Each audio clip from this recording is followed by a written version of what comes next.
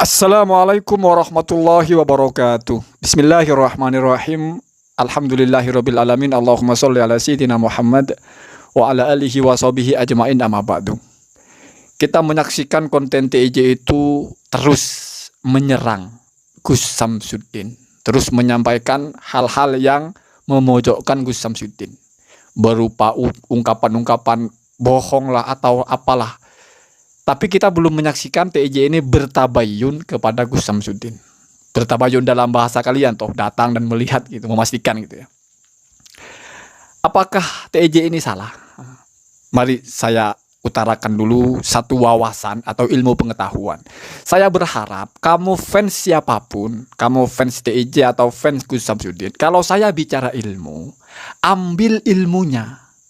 Jangan diambil siapa yang didukung, siapa yang diserang. Karena ilmu itu berdiri sendiri. Ambil teorinya ya. Apa teori yang ingin saya sampaikan? Di dalam Al-Quran itu ada firman Allah, "Idza ja'akum fasikun binaba'in fatasabbatu an tusibu qauman bijahalah." Ayat itu perintah. Apabila datang kepadamu orang fasik membawa berita tentang orang lain, berita buruk maksudnya, fatabayyanu, maka cari tahu. Kalau di dalam tafsirnya itu apa katanya? Ahmiluhu hatta ta'rifu sidqahu. Kamu abaikan saja sampai kamu tahu betul berita itu benar atau tidak. Jadi kalau ada orang fasik ngomong, abaikan saja sampai kamu tahu itu benar atau tidak. Kenapa? Antusibu qauman bijahalatin. Khawatir kamu nanti menimpakan sanksi, menimpakan hukuman kepada satu kaum dan itu terjadi salah. Kenapa salah? Karena kamu tertipu oleh berita itu. Maksudnya adalah kamu menimpakan kaum dengan kebodohan. Maksudnya dengan kebodohan itu kamu bersikap bodoh menimpakan sesuatu kepada kaum, menyangsilah atau menilai buruk lah, padahal berdasarkan informasi yang tidak benar. Orang selalu bilang ini ayat untuk tabayun, ada apa-apa tabayun. Coba kalau Anda perhatikan teks ayatnya itu. Di situ idza ja'akum fasikun. Jadi yang datang membawa berita itu orang fasik. Maka adalah kewajiban tabayun. Ini saya nggak mengada-ngada. Di dalam tafsirnya seperti itu. Innama umiroh fi al-khobari alladzi ja'a minal fasik. Yang diperintahkan tabayun itu bila beritanya datang dari orang yang sudah nyata-nyata fasik. Kamu tahu fasik nggak? Sudah nyata-nyata penjahat, sudah nyata-nyata tidak sholat, nyata-nyata pemabok, nyata-nyata pembunuh, terus dia membawa berita, maka kamu harus mengabaikan sampai kamu tahu. Itu ada di tafsir-tafsir seperti itu. Di tafsir Al-Qurtubi, Al-Jami'u li Ahkamil Quran, ada di tafsir As-Sa'di yang lebih lugas lagi. Tafsir As-Sa'di itu Taisirul Karimir Rahman fi tafsiri kalamil Mannan. Di situ menafsirkan khobar itu ada 3. Berita itu ada 3. Idza jaa minas shodiqi fahuwa makbulun. Kalau yang datang ini, yang membawa berita ini orang jujur, langsung diterima, nggak usah tabayun. Idza jaa minal kadhibi mardudun, kana mardudan. Kalau datang dari orang pendusta, sudah dikenal dia tukang bohong, maka beritanya ditolak langsung, tidak perlu tabayun.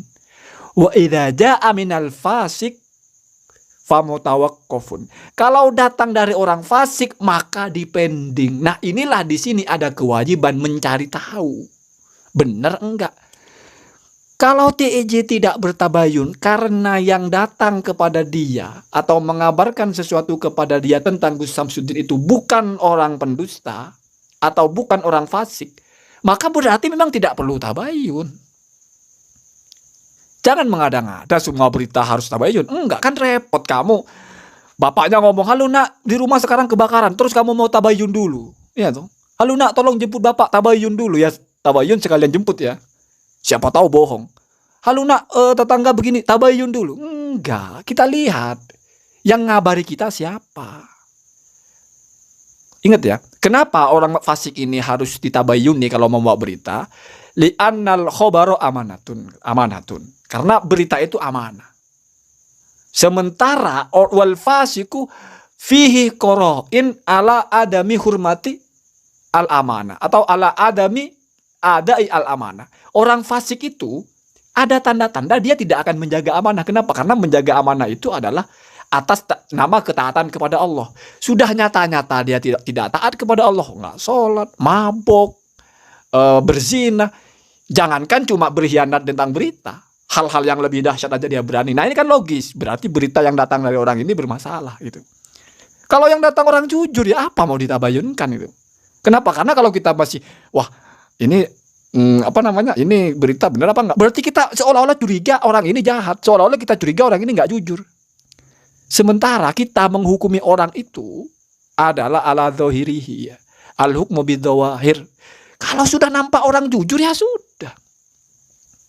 Gitu ya, nak ya. Jangan dikit-dikit tabayun, dikit-dikit. Jadi kalau menurut saya pribadi, kalau memang yang memberitahu TJ itu orang-orang, ini misalnya ada yang memberikan info kepada TJ itu orang-orang yang menurut TJ terpercaya, ya nggak perlu tabayun sudah, tidak ada yang dilanggar di situ.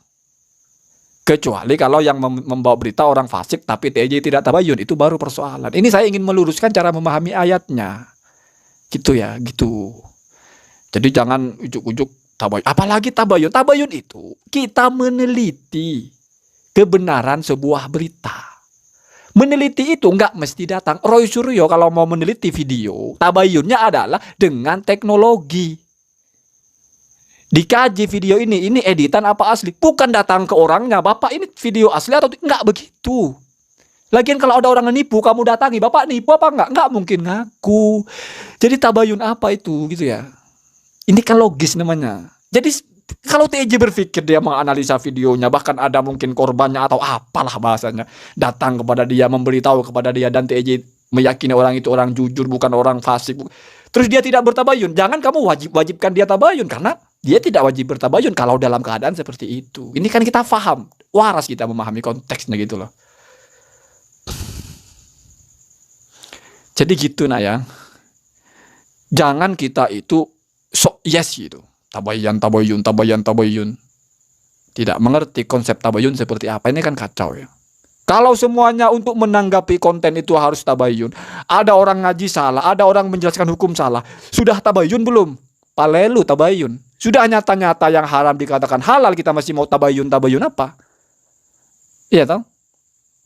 Apanya yang mau ditabayunkan? Tabayun itu ya kita cari, kita cek di hukumnya, kita cek di fikihnya, cek di Al-Qur'annya. Oh salah, itu tabayun namanya. Bukan datang terus lihat ini tuh. Pokoknya pikirannya tuh harus datang saksikan langsung.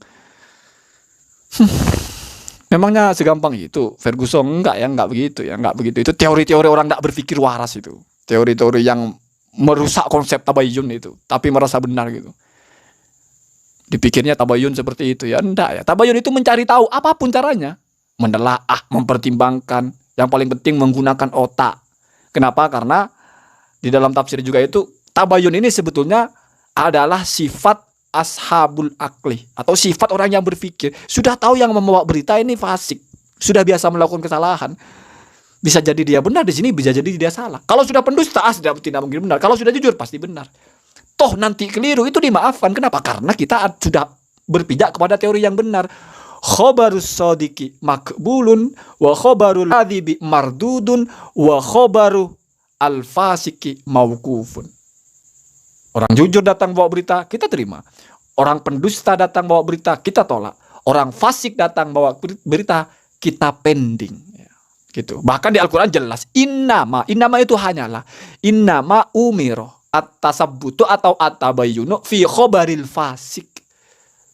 Yang diperintahkan itu kalau yang membawa khobar atau berita itu orang fasik. Kalau bukan orang fasik berarti nggak ada perintah untuk tabayyun. Ini saya bicara teori. Dan bisa dipertanggungjawabkan. Kamu baca aja di Al-Qurannya, baca di tafsirnya ya. Semoga ada manfaatnya. Assalamualaikum warahmatullahi wabarakatuh.